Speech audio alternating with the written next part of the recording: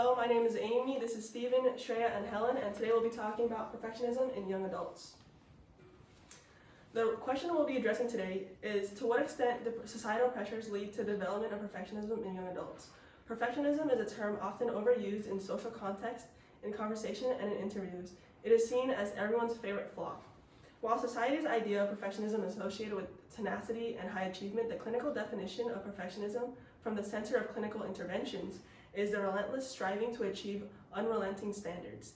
In this presentation, it can be seen through a social, cultural, psychological, and medical lens that society has caused an increase in rates of perfectionism among today's teens. As a clinical definition of perfectionism suggests, perfectionistic teens set unrealistically high standards for themselves and are never truly satisfied with anything less than a perfect outcome. They are obsessed with having everything perfect or up to their standards. There are many social and cultural influences, such as social media and parental influences, that prompt higher rates of perfectionism. In recent years, there has been an increase in social media usage in young adults. According to author Will Storr, by 2014, about 93 billion selfies were being taken and posted daily on Android phones alone, and every third photo was taken by an 18 to 24-year-old. This reflects how teens use social platforms such as Instagram and Twitter as a technique to gain attention. Because of their unhealthy fixation, perfectionistic teens are more likely to seek approval and attention from others. Social media is an outlet where teens can display and show the good things that are occurring while concealing the unglamorous parts of their lives, such as their struggles. They hide behind a digital curtain, and this is known as a duck syndrome. According to Jill Emanuel, this is the way ducks appear to glide effortlessly across a pond, while below the surface, its feet work frantically and visibly struggling to stay afloat. This analogy compares the seamlessly effortless gliding of the duck to the perfect lives of people on social media and the effort the ducks put beneath the surface to a person's mental state of struggles and difficulties as they crave attention.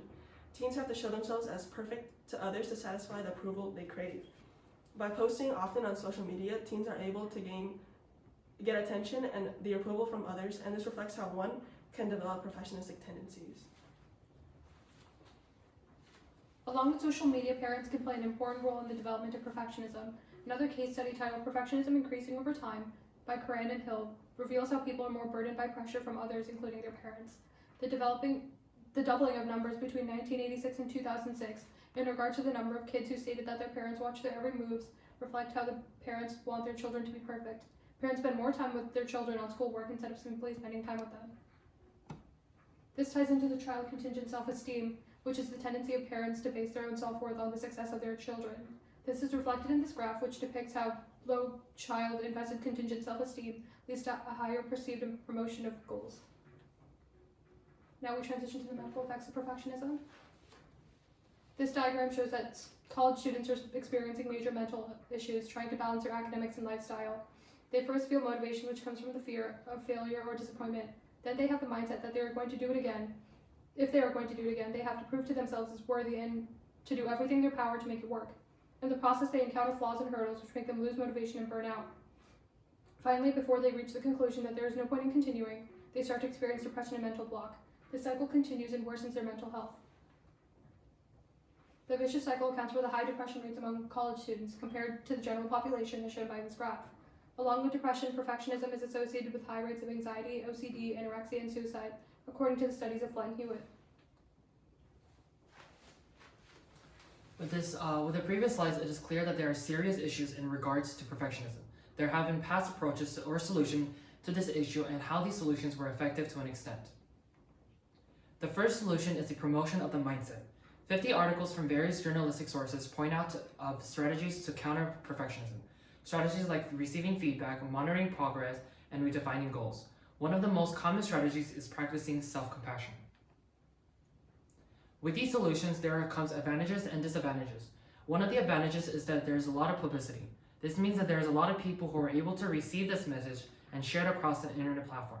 However, a disadvantage is it is clear that it is very subjective, meaning that it is dependent on one's emotions and feelings. It is not credible because also to the fact that it is from a journalistic source. With all these solutions, researchers have come up with a better solution that may be objective and may help people. This is called the cognitive behavioral therapy. The cognitive behavioral therapy, or the CBT, is a 2-month, 10-module protocol for mental health. Though the CBT is widely used for many mental health disorders, it is rarely implemented for perfectionism. However, when implemented, the CBT proved to be effective. As seen in these two graphs that measure the rates of depression and the rates of the quality of life, you could see that the rate of depression almost halved after the CBT was implemented, and the quality of life almost quadrupled after the CBT was implemented. By taking the advantages and addressing the disadvantages of the past solutions, we have formulated a 3-step solution to address the increasing perfectionism in young adults. First, there is a need to accurately define perfectionism. Second, implement an objective protocol. Third, to make treatment available.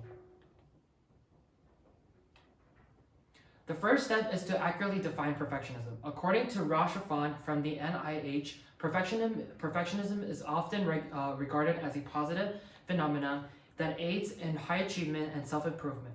In doing so, however, the neurotic facets of perfectionism fades and the clinical definition of perfectionism is lost. UCLA Health did a study where college students were asked whether or not they have perfectionism. Students who were diagnosed with perfectionism who answered yes, that they have perfectionism, were 59% by this chart over here, and students who were diagnosed with perfectionism who answered yes were 51%. This shows that there are no clear definitions of perfectionism due to the fact that the numbers were very close to each other. Organizations such as the World Health Organization, CDC, and the NIH have already been recognizing that there should be a clear definition for mental health disorders. This correlates with our idea because we are striving to find a clear definition of perfectionism, and with these credible sources, we are able to use their research to make our solutions much more credible and resourceful. The second step to our solution is to implement an objective protocol.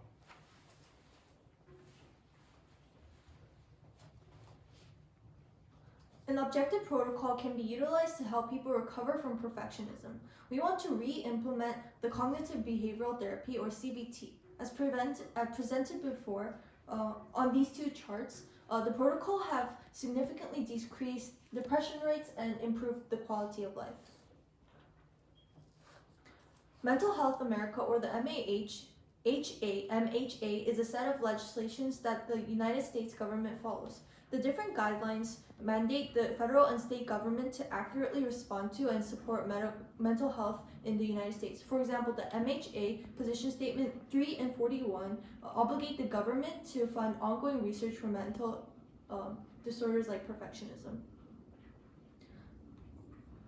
An implication that these legislation hold is that there will be more information about perfectionism and a higher probability to reduce the detrimental effects of perfectionism on young adults. Additionally, MHA Position Statement 14 and 73 declares that the federal government responsibility for funding and enactment of mental health services in schools, hospitals, and other public areas.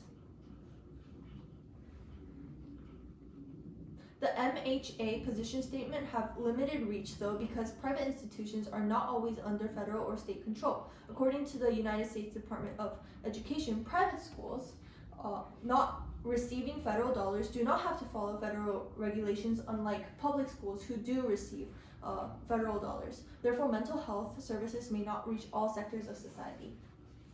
One limitation that our solution still poses is accessibility. According to the Bulletin World Health Organization, worldwide, more than 70% of persons who need mental health services lack access to care. Additionally, Milton Weinberg from Current Psychiatry states that low-income countries face more difficulties getting mental health treatment than mid-income and high-income countries because of the stigma placed around mental health. These statistics show that 3 out of 4 people with mental health problems live in low and mid-income countries. Less than 1 in 50 people with severe mental health disorders receive proper treatment. Additionally, less than 1% of low-income countries allocate their money to mental health. Low-income governments are currently not focused on improving perfectionism.